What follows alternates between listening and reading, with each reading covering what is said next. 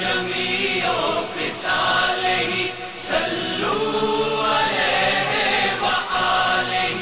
ناظرین، بات یہ ہے کہ یہ کلیات حفیظ طائب جو میرے ہاتھ میں ہے، حمد و نعت کا جتنا کام ان کا تھا مختلف کتابوں کی صورت میں نے جن کا ذکر آغاز میں پروگرام کے کیا تھا، وہ عبد المجید منہاس صاحب نے اسے سب ایک جگہ پر اکٹھا کیا اپنے دوستوں کی تعاون کے ساتھ، اور اب یہ کلیات حفیظ طائب کے ٹائٹل سے یہ ان کا کم و بیش تمام حمدیہ اور نعتیہ کلام اس میں شامل ہوا ہے۔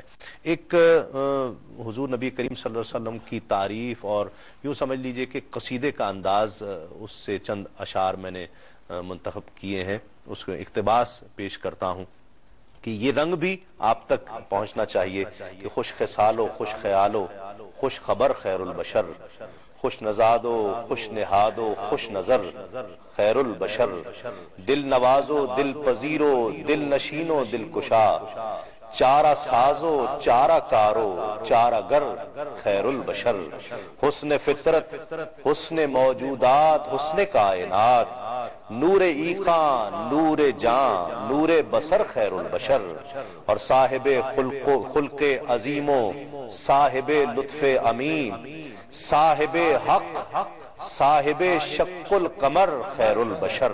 اور اس میں استغاثہ جو قصیدے میں پھر آخر میں پیش کرتے ہیں کہ اپنی امت کے برہنہ سر پہ رکھ شفقت کا ہاتھ، اپنی امت کے برہنہ سر پہ رکھ شفقت کا ہاتھ، پہنچ دے انسانیت کی چشم تر خیر البشر، اور رونما کب ہوگا راہ زیست پر منزل کا چاند، کب ہوگا اندھیروں کا سفر خیر البشر، در پہ پہنچے کس طرح وہ بے نوا بے بال و پر، ایک نظر تائب کے حال زار پر خیر البشر، ایک نظر تائب کے حال و ازار پر خیر البشر۔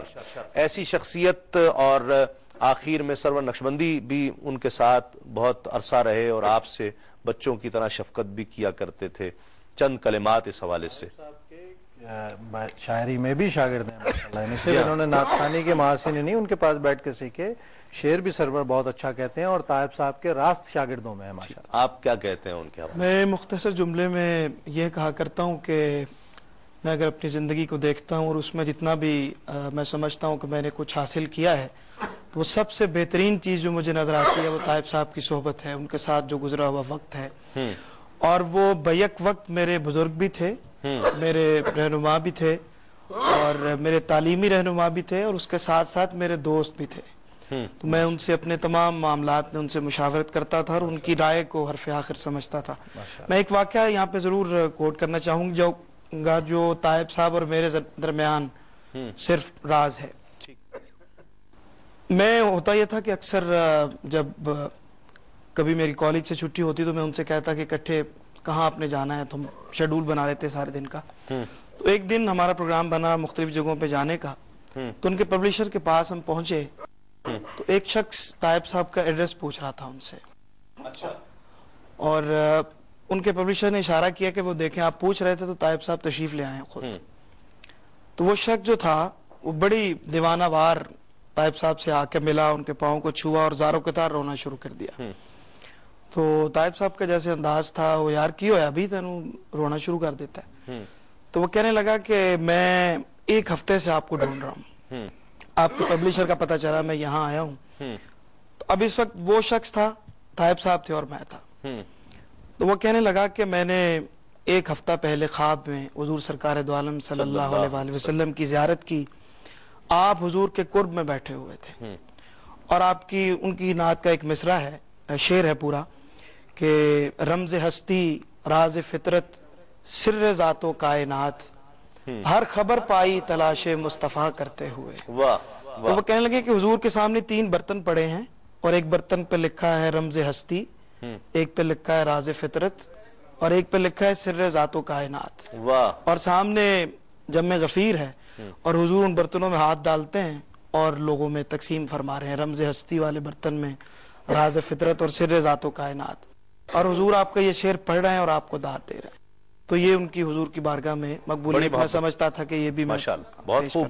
میں عبد المجید منہاج صاحب کا جو حفیظ طائب صاحب کے بھائی ہیں اور چیئرمین بھی ہیں حفیظ طائب فاؤنڈیشن کے, ان کا بہت شکریہ ادا کرتا ہوں. آپ لاہور سے اس پروگرام میں شرکت کے لیے تشریف لائے. سید صبی الدین صبی رحمانی صاحب, آپ کا بہت شکریہ. سرور حسین نقشبندی صاحب, آپ بھی لاہور سے تشریف لائے, آپ کا بھی بہت شکریہ. آخر میں آپ سے وہ کلام ہم سنیں گے, معروف کلام اور بڑا خوبصورت, اور آپ کی بھی پہچان دے تبسم کی خیرات ماحول کو, وہ بھی سنیں گے. ناظرین, اس شخصیت کے حوالے سے کیا کہا جائے, میری کیا بساط ہے کہ میں کیا کہہ سکوں. ڈاکٹر سید محمد ابو الخیر کشفی صاحب کی تحریر حفیظ طائب کے تعلق سے, اس سے ایک پیرا میں نے انتخاب کیا ہے آپ سے اجازت لینے کے لیے اور حفیظ طائب کو عقیدتوں کا خراج پیش کرنے کے لیے. کشفی صاحب حفیظ طائب صاحب کے لیے لکھتے ہیں کہ میں نے حفیظ طائب کو کوثری نغموں کا شاعر نہیں کہا بلکہ کوثری نغموں والا کہا ہے. بات یہ ہے کہ یہ کوثری نغمے ان کے وجود کا حصہ ہیں اور ان کی نعت گوئی پورے وجود کی شاعری بلکہ اظہار ہے. خواجہ کون و مکان صلی اللہ علیہ وآلہ وسلم کی مدح سرائی ان کی شناخت بن گئی ہے. اس سے بڑا اعزاز کسی اور کو کیا حاصل ہو سکتا ہے. یہ ہے اس ہستی کا ذکر جسے یہ کہا جائے کہ ایک شخص مہکتی چھاؤں سا. حفیظ طائب, اپنے میزبان تسلیم صابری کو اگلے پروگرام تک اجازت دیجئے. تسلیمہ.